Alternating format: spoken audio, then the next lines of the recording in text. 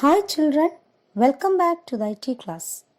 In the last class, we had started the third chapter, Attractive Web Designing, and we went through some of the theory portions in that chapter. Now look at these web pages. We can see that the two pages shown have the same style. How can we build web pages with the same style? Do you know? Let's see how we can create a new style for our web page. Suppose we want to create a style with the following properties. The first thing we have to decide is where or to which tag these styles can be applied. Suppose I select paragraph tag for creating a style. So, we have to set the style for paragraph styles. Then we have to create the style as follows. We have to give the properties inside the head tag before starting the body tag. Look at the following codes. HTML. You already knew the meaning. It denotes the beginning of the HTML program. Then head, then title. Here I gave School Kalolsavam as the title, and this will be appear at the top of the web page. Then we have to give a style for the paragraph. So write the name of the tag first. P. P is the paragraph tag. So P, then opening brace. Note that while mentioning the properties, we have to use semicolon after each property. For giving font family, we have to use the attribute font hyphen family. All are in small letters, then colon, then give the desired font family, then semicolon. Then for giving color as the attribute, we have to use COLOR, color, colon, give the color code or the color itself. Then for giving the size of the font, we have to use the attribute font hyphen size, colon, how many pixels, then semicolon.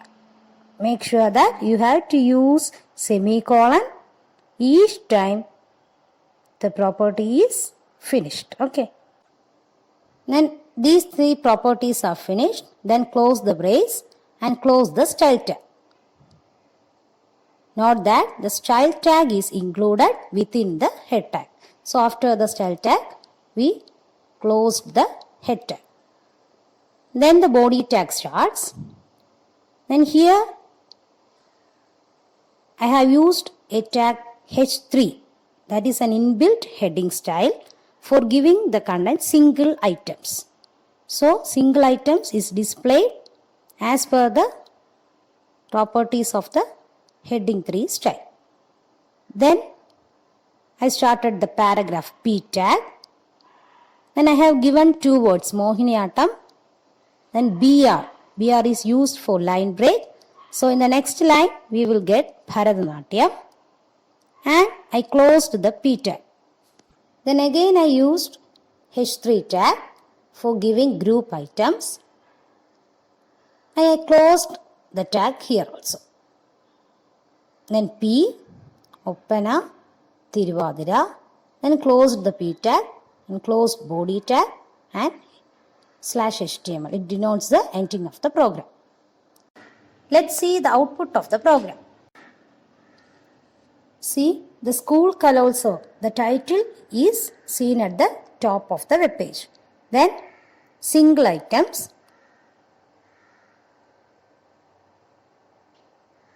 Mohiniyattam and Bharatanatyam are seen in violet colors, that is with the properties that we have mentioned.